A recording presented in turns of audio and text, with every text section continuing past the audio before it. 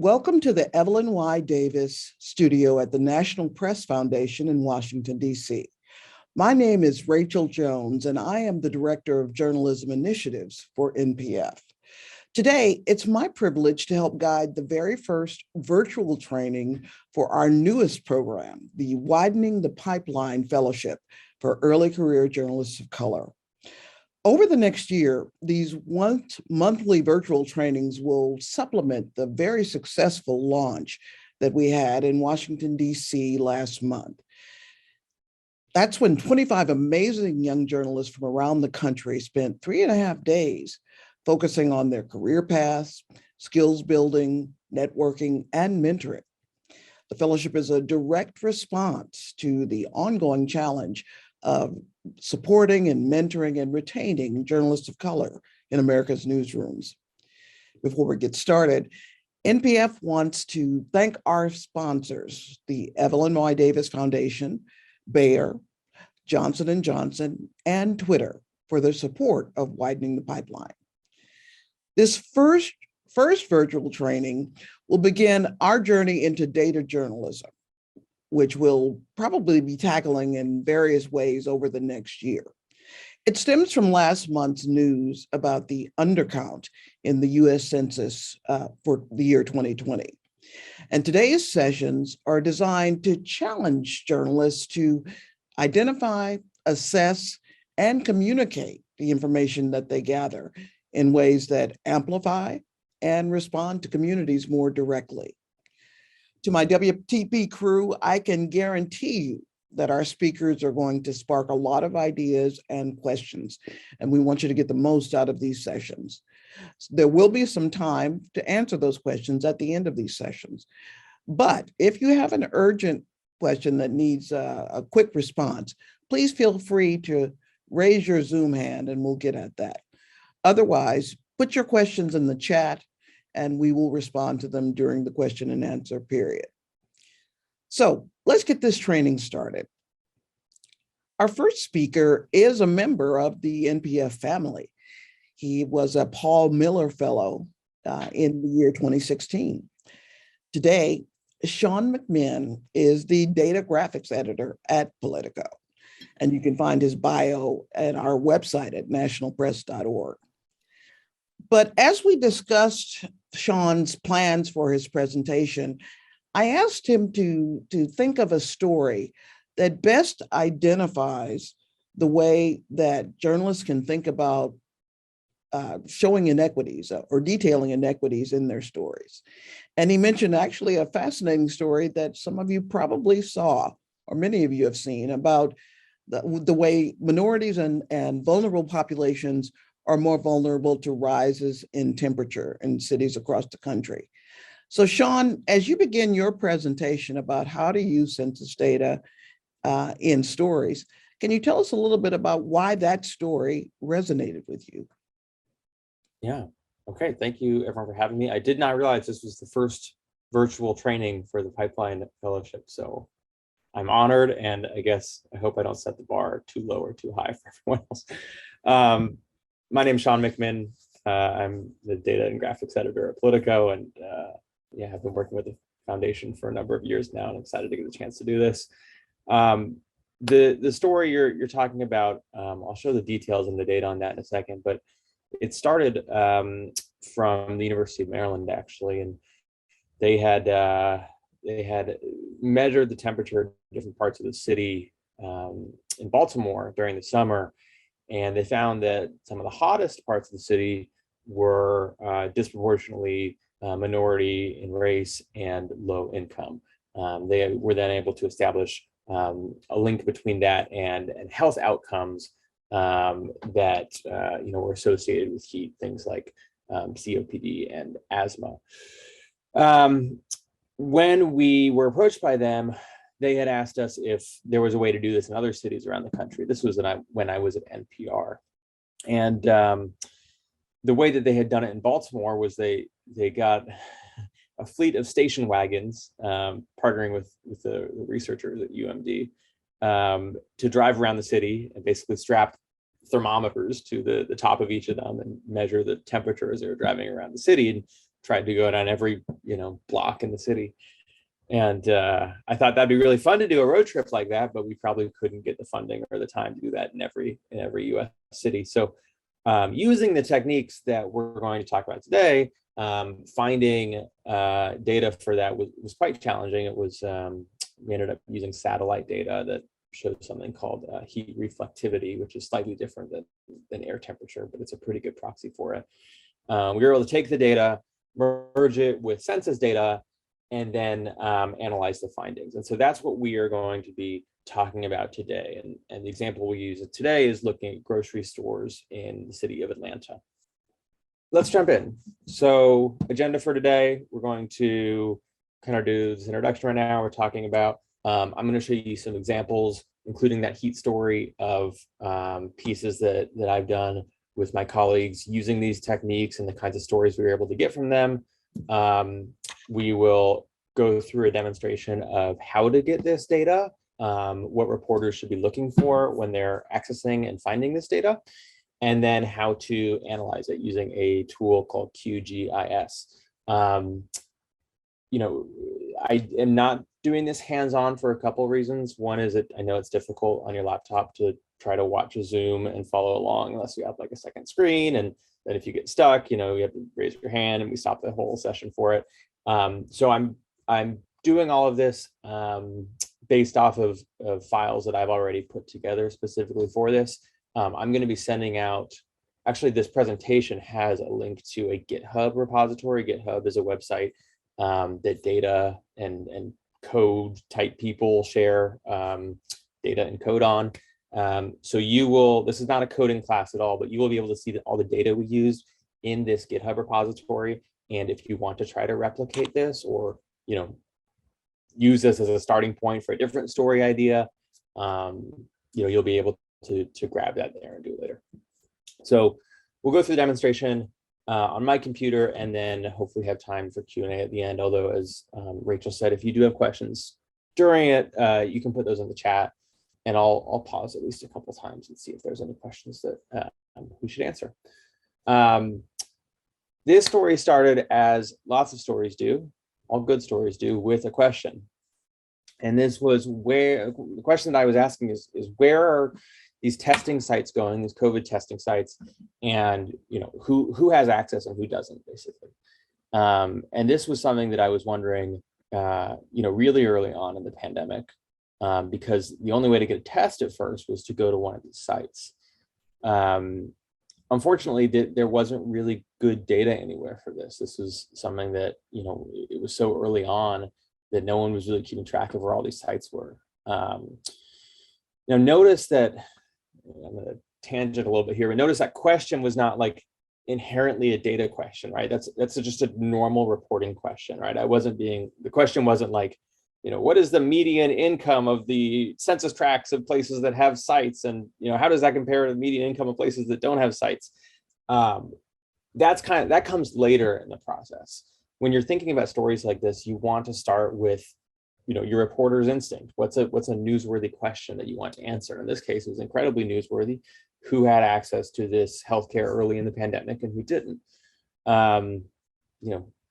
Skipping over some of the backstory here, we ended up focusing just on Texas because we were able to get data for testing sites in Texas. And we found that in several large cities in Texas, this is a map of Dallas right here, the testing sites, those black dots, were disproportionately falling in wealthier and whiter neighborhoods. I don't know if anyone here is from Dallas. I guess I-30 is the kind of like dividing line there between what's typically considered like the whiter side of town and the Hispanic and Black side of town on the south side of I-30. There was something like 20 testing sites north of I-30 and only 1, 2, 3, 4, 5, 6, 7, something like that south of I-30. And so that was a really strong contrast that we could use in the reporting to kind of tell the story about the dividing line there in Dallas, and partner with Brett Jaspers, whose byline is there, who was on the ground in Dallas at one of the NPR member stations to go do the reporting, do the interviews, talk to people about where they were getting COVID tests or where they could not find COVID tests, things like that. And that's another point that's worth making, is that a lot of times, or all the time, when you are doing a data story and an enterprisey or investigative piece, the data is only going to get you so far, right? It helps answer that larger question, like where are the sites and who doesn't have access? But that's just a jumping off point for your story. That gives you a lead of who to talk to. That gives you a lead of where to report. That gives you a lead of what questions to ask. You can't stop just when you get this table and say, okay, here I have the story, this is it. It helps when you have a newsroom that's willing to support the time and effort that takes, and we'll send you places to do that reporting. But think of this as just like one part of your toolkit for your quote unquote regular reporting, right? It's not the entire story, it's just the data. Several months later, in February of 2021, we thought to ask the same question about where vaccine sites were, because the exact same thing was happening. Vaccine sites were kind of going up, without a whole lot of oversight in terms of where they were being placed. There was some federal government initiatives to place them in pharmacies. The state governments were largely in charge of making these decisions through their health departments. And so we asked the exact same question: where are they going? Who doesn't have access? And we found cities like East Baton Rouge in Louisiana, where the Black part of town only had one vaccination site. People who lived in this part of town were actually going down to the downtown area in East Baton Rouge, where there was more testing sites, to ask grocery stores, like, can we take your leftover vaccinations and set up clinics in our area? After the story published, the mayor issued a statement and said they were appalled by this, and they were going to do better and put more sites in parts of town that didn't have them already. Atlanta, like I said, we'll look at grocery store data later there, but you can see this whole cluster there. There is a dividing highway in Atlanta as well, but I forget the highway number on. Maybe someone knows, I can put it in the chat. But you saw a bunch of the sites north of that, just like Dallas, and not quite as many on the exurbs of Atlanta to the southwest and southeast. So these were two stories where we were looking at geographic points and comparing them to census information, census data. That's what we're going to do today. The third story is the one that Rachel opened with, that is a bit more complicated, but it's worth just kind of thinking about what other sources of data you can use besides geographic points like COVID sites or grocery stores. This was looking at the surface temperature of census tracts, and I'll talk later about what a census tract is, but essentially a neighborhood in cities. And we were able to do this comparison for, I think, 97 largest cities in the United States or something like that. The reason why it wasn't 100 is because we were getting this data from satellites showing the surface temperature, and Honolulu and I think Jacksonville, I could not find one day where there was not clouds, and clouds obviously block the satellites from getting a good reading on the ground. So we didn't have data in the cloudy places, which I thought was kind of funny. But we were able to show this pattern happening over and over again. What we saw in Baltimore with the station wagons driving around, the fact that the wealthier, wider places tended to have lower temperatures during a summer's day, and the poorer places tended to have higher temperatures. This again gave us leads on where to report. I ended up going to Louisville on a reporting trip for this because that was the city that had the fastest growing disparity in temperature. And found this whole line of reporting in Louisville about local politics and how that shaped the development there, and how trees got cut down, and all these things that, like, the data wasn't showing itself, but it led us on this reporting line that ended up being a really interesting story. There's one more thing I wanted to say about this, talking about temperature, income. Oh, I don't recall. I'll brag and say that it was a winner of the National Press Foundation Innovative Storytelling Award in 2019, which is one of the coolest things that I've gotten to do. And it was a big team effort. There was just 2 bylines on it, but probably at least 10 people worked on this story.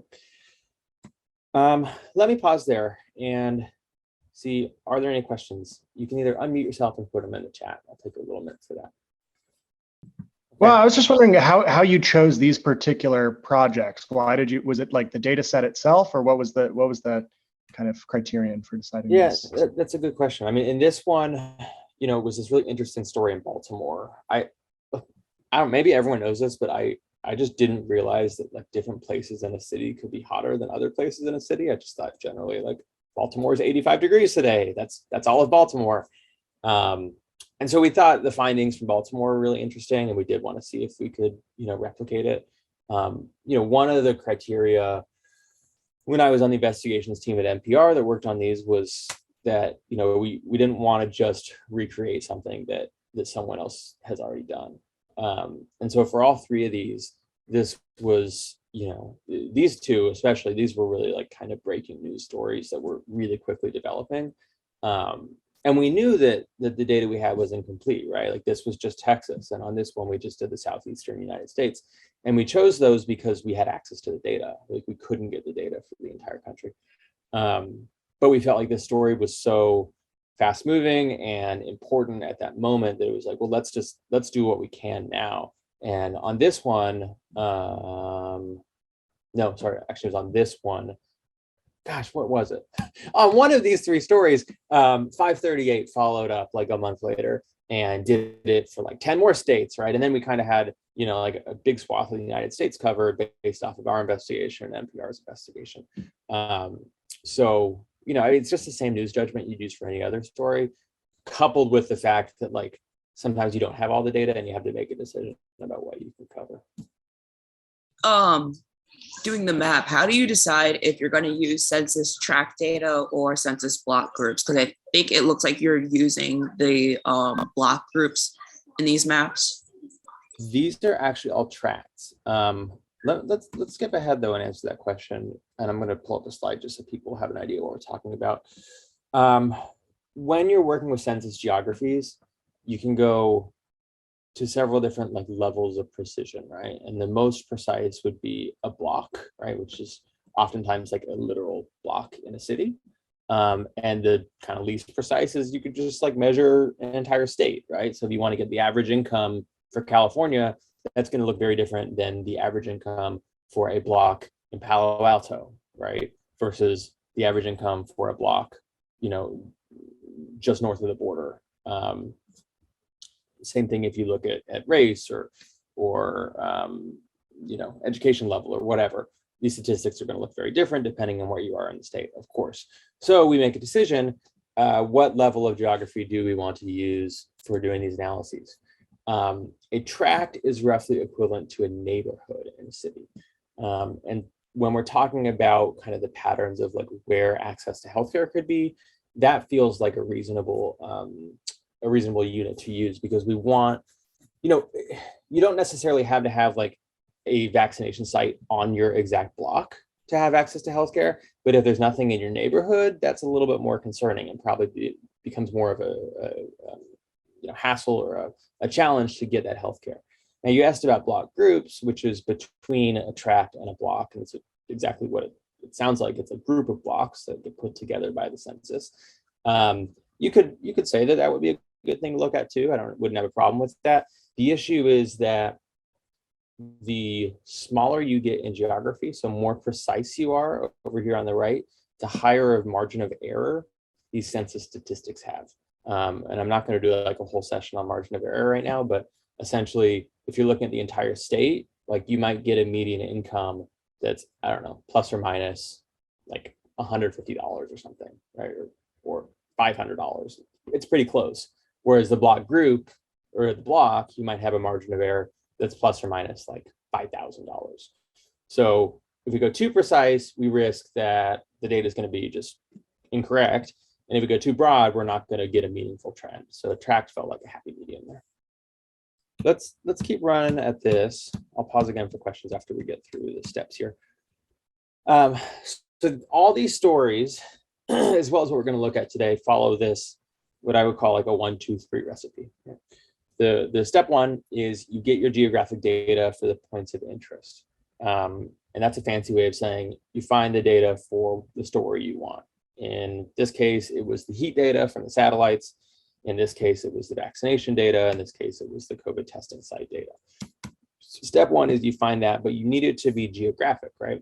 To do this kind of story, which means that it has to have something like a latitude and longitude attached to it, or an area, right, associated with it, or something like that. Step two is you get the census data.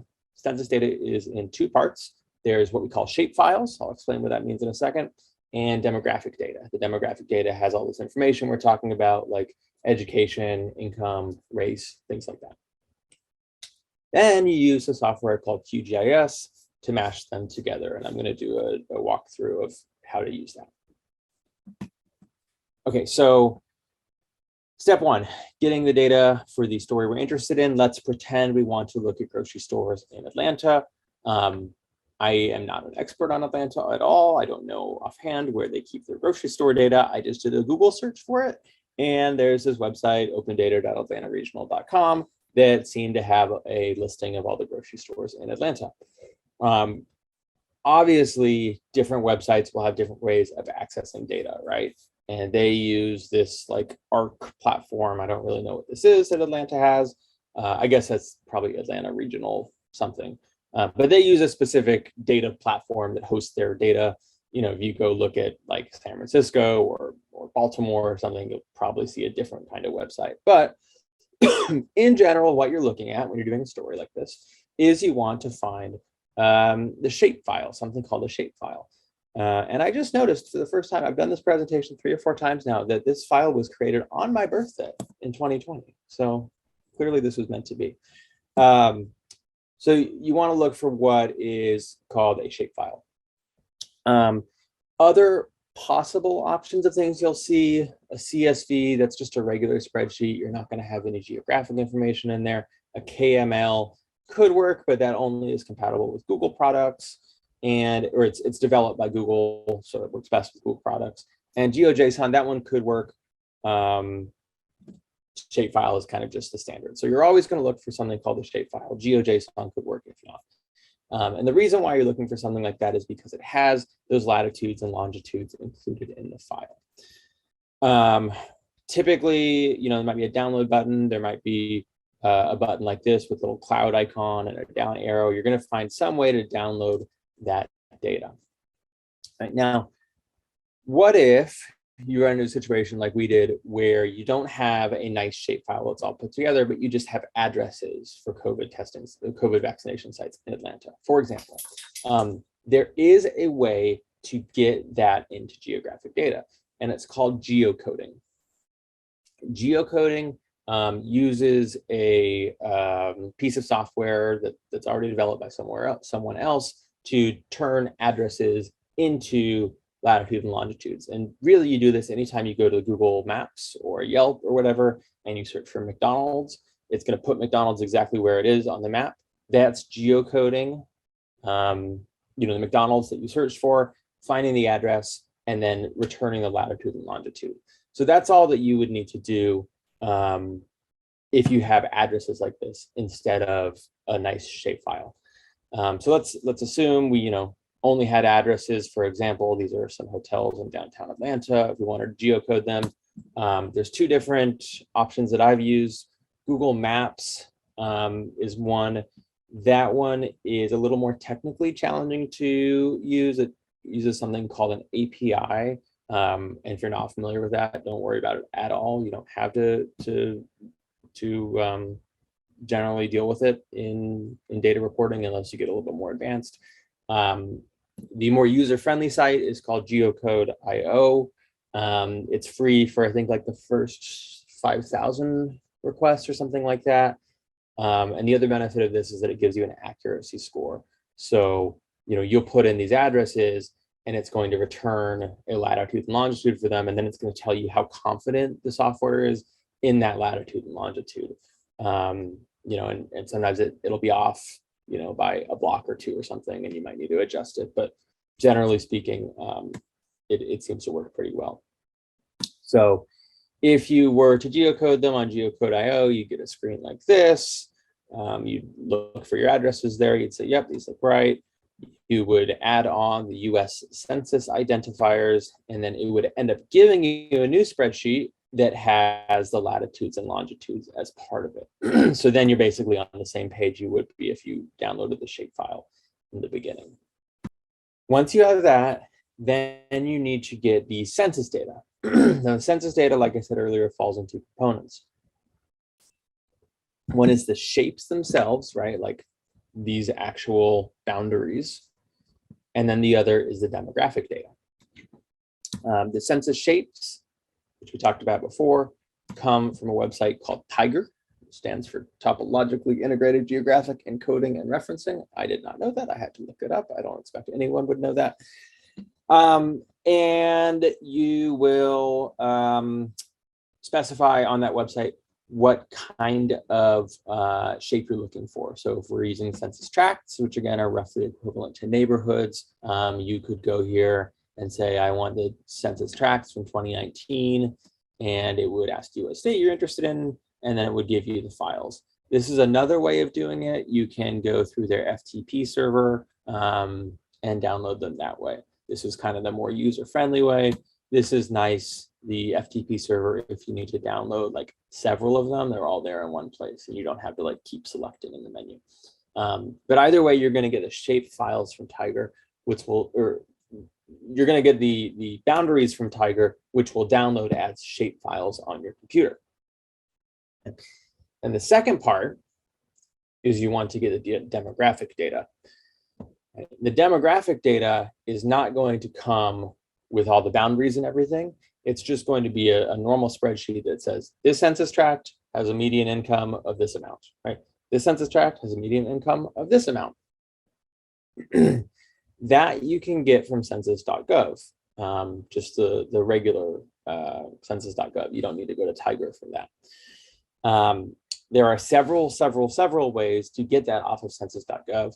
The way that I use and what I'll show here is called their advanced search. It lets you use these filters on the left-hand side to specify what information you're looking for. In our case, I went to the topics category, shows income and poverty, and I went to the geography, and then I said census tracts within Georgia, and I was looking for all census tracts within Georgia. Once I did that, I hit search. I think I had those backwards. Okay, this is a little bit out of order. I hit search, and it shows you the data that's available. Now in here, what we see is the American Community Survey is what comes up. And I want to give you a little bit of background on Census Bureau surveys so that if you do try to replicate this, you have an idea of what you're looking for. What most people are familiar with from the census is the decennial census, right? It took place in 2020, 2010, 2000, going all the way back to like 1780 or something. The decennial census happens every 10 years. And the goal is to measure 100% of the population. And this is used to draw house districts, which the process is going on now, as you know. What they are most interested in counting in the decennial census is people. Okay? It's not as focused on getting the information about those people, such as their income or their employment or things like that. To get that information, what the census does is every year they send out a survey to what is supposed to be a representative sample of the population. Now, this is, I say supposed to be, because just as in the decennial census and the American Community Survey, there are challenges with undercounting vulnerable populations, right? If you are homeless, is the obvious example, you don't have an address for the mailer to go to, they'll have a harder time reaching you. I actually was selected this year for the American Community Survey, which I thought was kind of funny.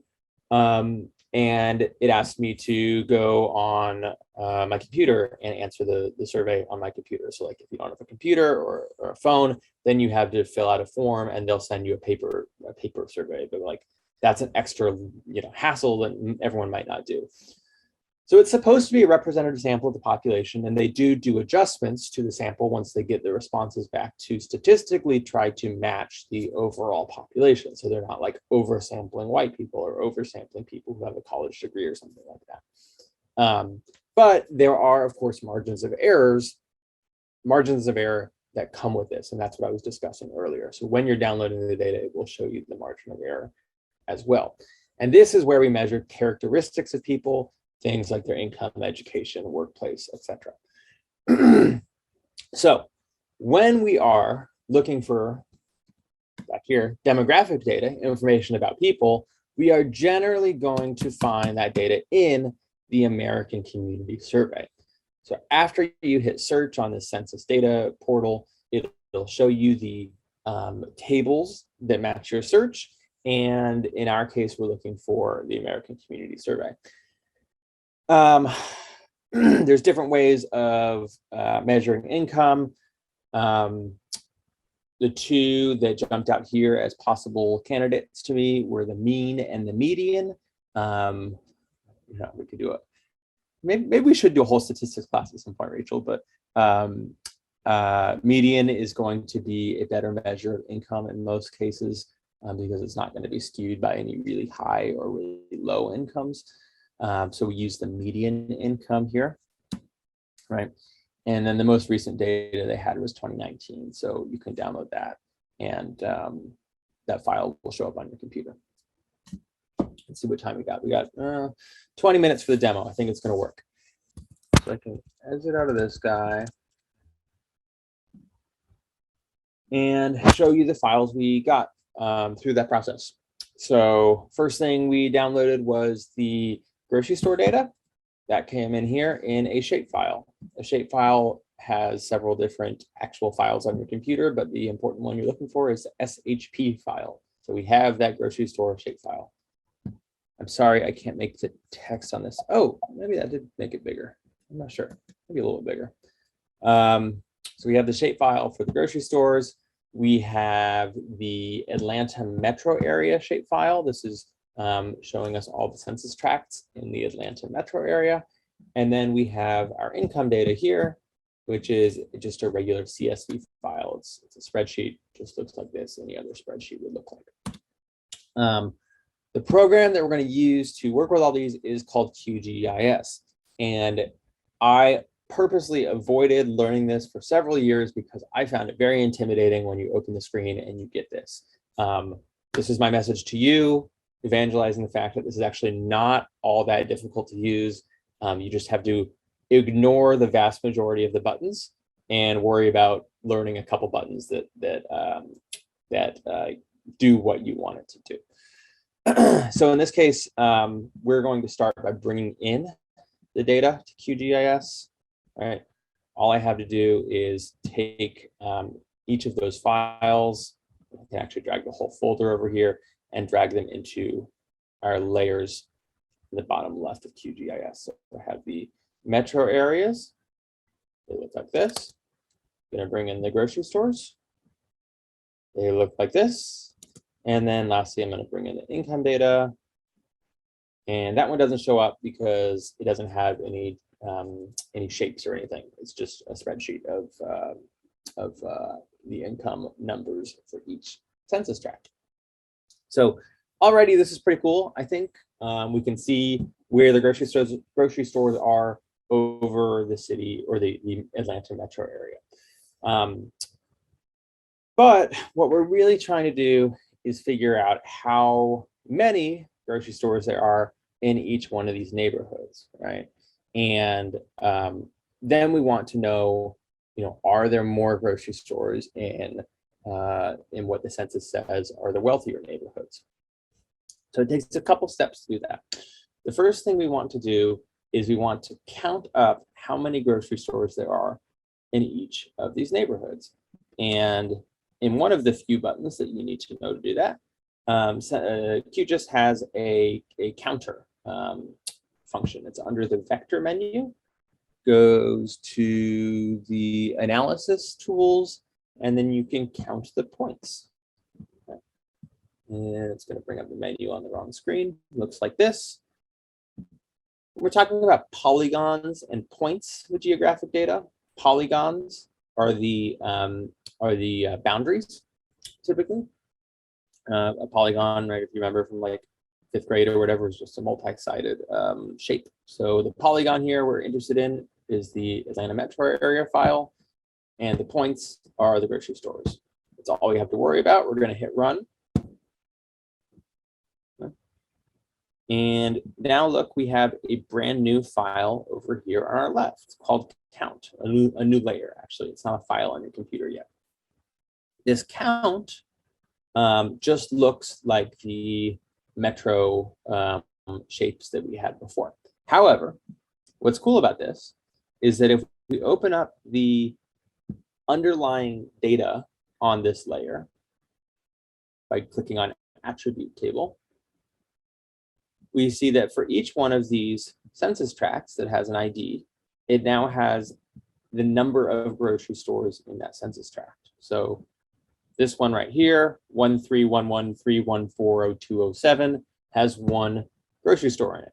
We can figure out where that is by hitting flash, right, or highlights, and then flash. So it's like this one right here, it's blinking.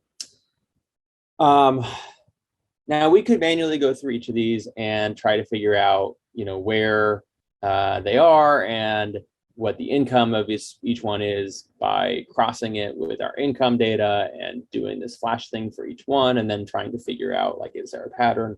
But we have a better way of doing it, so we're not going to waste our time going through each one line by line. What we can do instead is we can take this, I'm going to open that up one more time. We can take this data that has the number of grocery stores per census tract, and we can cross it with, I'm going to open up the data on our income table. We can cross it with this that has the census tract and the income in it, right? And I suppose if we sorted these, we could just find that one. Let's see. Let's see, this is really quick. 1305709. Oh, that's a different one. 1305709. 1305709. 0601. 1305709. 0601. All right, so this one, this census tract right here, which let's figure out where that is on the map. We're gonna do the flash thing again. Okay, it's this guy up here, has 3 grocery stores, and the median income there is $55,000 roughly. And if we want, we can move this grocery stores layer up to the top. We can see those and see, yep, look, there are 1, 2, 3 grocery stores in that census tract. So everything lines up. Now what we want to do is we want to take those, the income and the number of grocery stores, and put them together into one file so that we don't have to manually do that back and forth and back and forth and back and forth. In one of the other buttons that is worth knowing about QGIS, you can take a layer, such as our count layer here. I'm going to double click on it. And you can join it with another layer, this join menu right here. Hit the plus button. It says we are going to join it with what layer? We want to join it with the income. And then it's going to ask you what field you want to join on. Now, if you remember, I don't think I have this pulled up.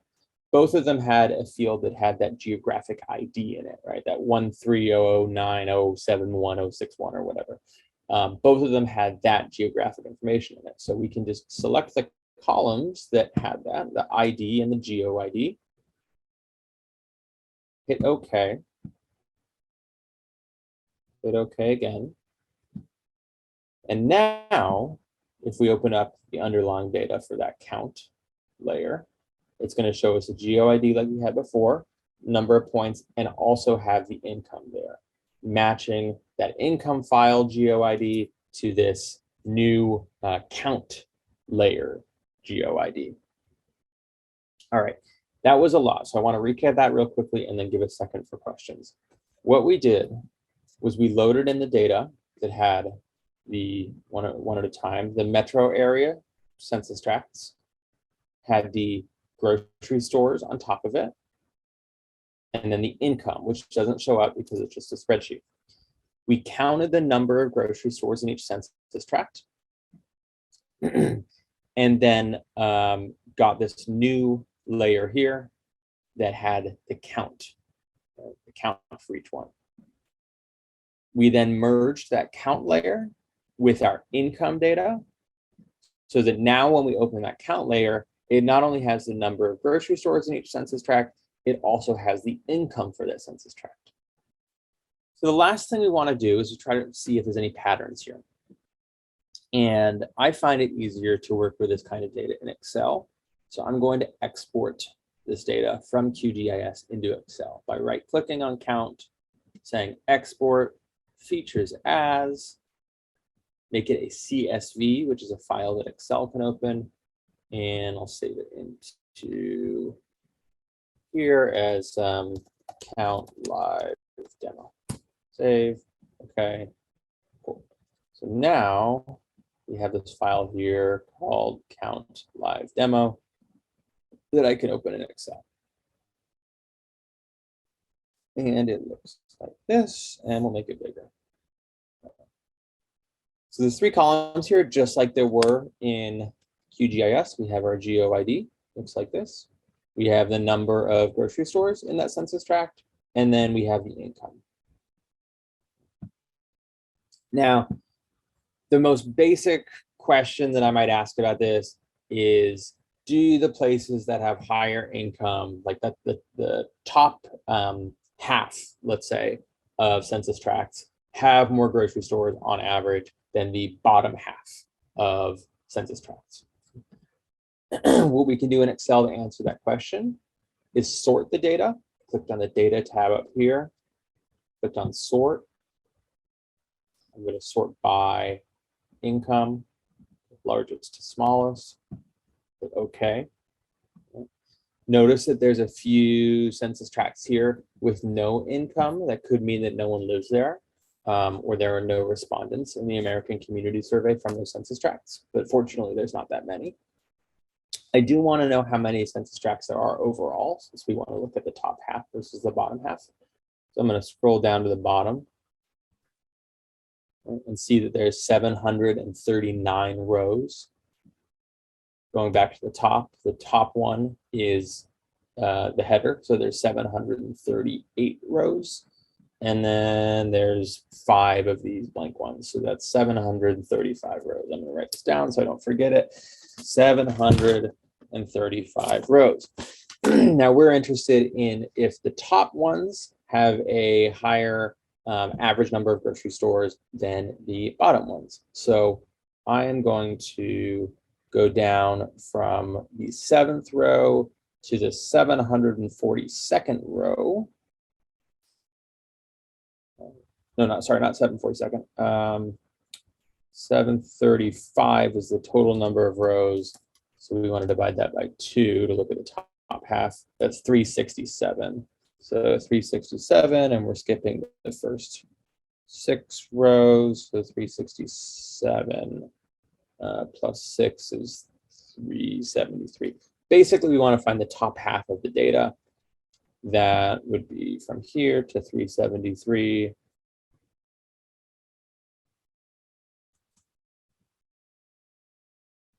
Okay. And I can see down here in my bottom, it's really small, sorry, that the average income in those areas is about $101,000. And if I select the grocery store column, I can see that on average there is 0.5 grocery stores. So 1 grocery store per every 2 census tracts is how I would read that, right? Now I can go and do the same thing for the bottom. Click on this, go down. And the average number for the bottom half is 0.265. So in there's a grocery store per every 4 census tracts. So the conclusion we can come to just based off this really simple question we're asking in Excel is that on average, the grocery stores in the wealthier or the wealthier half of census tracts, there are twice as many grocery stores per census tract as the bottom half of the poorest census tracts in the Atlanta metro area. There are a bunch of other questions we can ask about this data. We can split it into quartiles instead of looking at each half. We could look at is there a relationship between the density? So like, are there more than 1 grocery stores in certain census tracts, and the places that have more than 1 grocery store, do do they tend to be wealthier on average in the places that only have one grocery store? We could, tag the ones that are below the poverty level, right? If we say the poverty line is like, I don't know, $50,000 household income or $30,000, I'm not sure offhand what it is. We could say, are the ones that are below the poverty line, do they have like hardly any grocery stores compared to the ones above the poverty line? Or is it actually maybe the ones below the poverty line, the poorest census tracts have some grocery stores because there's been, a push in Atlanta, I'm making this up, there's been a push in Atlanta to invest in some of the poorest neighborhoods, and grocery stores have opened there because of that economic incentive. So there's all sorts of questions you can ask of this data, but what we have now is an analysis that didn't exist before. We are able to say, for each census tract, we know the income and we know the number of grocery stores. And that could lead to some pretty cool stories. So that is the full process to do one of these things. Let's do questions. We got 8 minutes left. Sean, I want to jump in here as the journalists decide what questions they're going to ask, but I want to tell you that my vision for this session was to stimulate new ways of looking at everyday things we see in our lives using data. And I have to thank you for an absolutely fascinating way of embracing data and thinking of things differently, that again, we pass grocery stores every day or we pass whatever. I hope that what you've just planted in these journalists' mind is the ability to take that next step and try to think of ways to use data to amplify these issues. So are there any questions? Let's take advantage of having Sean here now and ask him any questions. What is like a good way to practice using this tool? Like I've seen this process, of course. Sorry, I've seen this process a lot, but I'm always way too intimidated to like try it for myself because I feel like I get so like jumbled up. What are like some of, I guess, like what are some of the tools and buttons that you utilize the most and that you think are most important for us to learn? Having no experience with QGIS. Yeah. I don't know. I told you I put off learning it for years because there was someone else in my newsroom who knew it, and I was like, that looks scary, I'm gonna let you handle this. Before I give you the technical answer, I want to share a piece of advice that I actually got during the Paul Miller Fellowship, National Press Foundation, which is from Derek Willis, who's now at the University of Maryland. He's a longtime data journalist, and he said the only difference between someone who learns, he was talking about code, but let's say code or data analysis or mapping or whatever, the difference between the person who learns it and the person who never does is that when, not if, but when you get stuck, one person keeps going and the other person gives up. And I've always tried to keep that in mind. Like, it is not an if you get stuck and if you're intimidated, it is a when that happens. And to be honest, there are still some things that I would like to learn that I have just fallen off because I hit that point and I was like, nope, it's not worth my time. It's not worth my effort. But if you really do want to learn this stuff and you want to be able to use this for stories, you have to accept the fact that you're going to get stuck and you're going to get intimidated, but you need to keep going anyway. That's really motivational. Yeah, it was when he said it to me too. And I've told this to, as many people as I can evangelize to. Now, the technical answer to question, like what are the most common things in these pieces of software that we worry about? Recapping really quick, I'm sorry. In the vector, we can do intersections and different shapefiles there if we want. In the analysis, that's where we did the counting the points in the polygon. If we're looking at one layer, we looked at join there. The other thing that's interesting is the symbology, which is where you can change the colors and you could change the color based off of something. So real quick, if we wanted to color it based on the number of grocery stores, we could do that. That's using symbology. And now it's colored like that, where there's grocery stores, where there's not. On Excel, filter is this button here. You can filter something so that we only have the ones that have data shown. We can sort the data. I already showed how to do that. And then grouping is something called pivot tables. I'm not going to demonstrate that now because it takes a minute, but those are the three things in Excel that I tell people, like, you should start with learning those. Okay, I sorry, wanna- that answer took a minute. No, I want to give a few more people a chance if there are any other Yeah. questions. So yeah, I had a question about like the accountability piece. So like you have a story that comes out like about vaccine sites, grocery stores, and I'm sort of wondering like what's the steps like after you've kind of exposed like the inequity. Do you do like a follow-up story like in a year or two and say like there's still no grocery stores? Like what do you kind of do with the It's a good idea. with Yeah. the information? I mean, you know, like I Dawn, said can you before, unshare? say again. Can you unshare your screen? Sure thing. Although remind me if I need to do it again in a second. Okay. Like I said before, the data is a starting point, right? So, you know, we get these results and then we go do the reporting and we talk to people and we ask why this is happening and how it's happening and who's controlling and all that kind of stuff. And sometimes just by virtue of asking those questions, you know, people start making changes. Then you publish a story and, you know, there's response from readers and there's response from people who vote for these politicians who are making decisions, and they maybe, you know, change something then. You know, I fall in what maybe is becoming an old school train of thought for journalism, which is that our job is not to necessarily, you know, push for one outcome over another. We are exposing the inequities, then it's on the democratic process to work that out, right? And if voters are PO'd about it enough, they'll vote out the you know, sons of a gun who made the decisions in the first place. Or if it's not that big a deal to the community, then they're not going to do anything about it. So, you know, in terms of what our follow-up is, it's shining a light on it. It's asking the questions and then putting out the information that previously was unknown so that people can make educated decisions about it.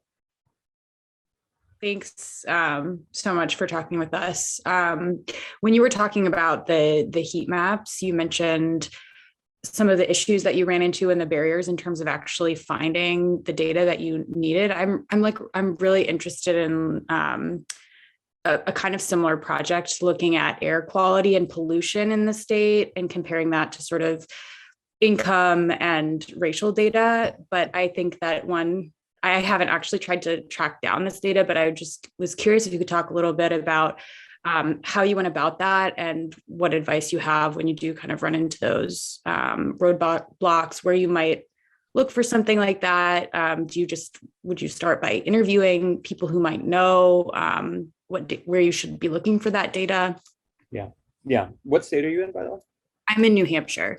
Oh, cool. I know some reporters in California who were trying to do the same story there around wildfires.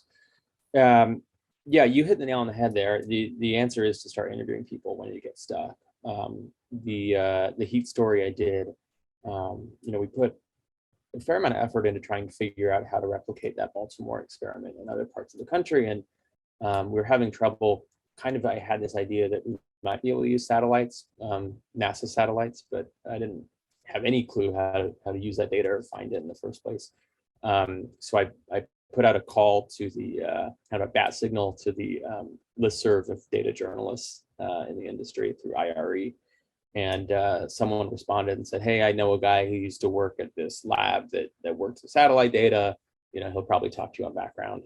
And so I interviewed him and he told me exactly what kind of data they had and how to use it and you know, where we could get it from. You know, and at that point I thought it was done. Well, you know, went through the very lengthy process of getting all the data and putting it together and working with it and reporting on it. And then the day or the week before we were set to publish, I realized that every single number I had was wrong because I didn't ask the question of how to translate surface reflectivity into degrees Celsius, I think. I was translating it into, or I don't think I was translating it at all, actually. And it was a logarithmic relationship and not a linear relationship. Anyway, it ended up being fine. The story actually got stronger after we did the transformation of the data. But you it was like, yet again, talking to experts and people who know about this stuff was way better than me just trying to figure it out by myself. I have two follow-up questions. When you talk about like how long that process was, what do you mean? What are you talking about? And what are sort of like the safeguards that you have? Like, how did you realize you made that mistake, and how did you, how did you catch it? So that project took probably 8 months, more or less. Not only working on that, but from start to finish. Part of that was I got married during that time, so I had to give our intern the data and say, hey, could you work on this when I'm on my honeymoon? The question about how we realized that, honestly, it was something that was just like, I don't know where it comes from, but something was just nagging me. Like, I wonder if there was anything I should have done with this column of the data that I didn't do. And I was like, I should probably check before we publish it. And I asked I forget, I think I called NASA and I asked them.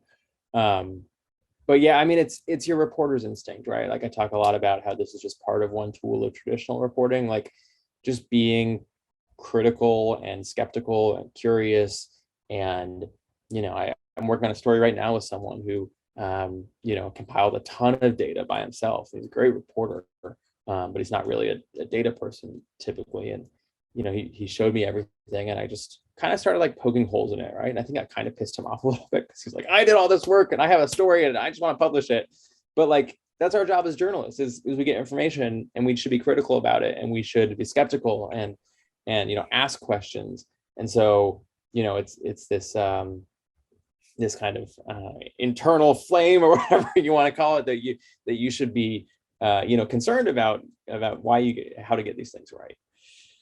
I'm going to jump in here because I think the good news is one of our next speakers will directly speak to some of the issues that you're thinking about for the project you're working on. So unfortunately, we've come to the end of our time with Sean, but the wonderful news is, as I said, he's a member of the NPF family, and he has graciously agreed to allow you, we've added his email address to the schedule so that you can reach out to Sean with any follow-up questions or any more context that you need.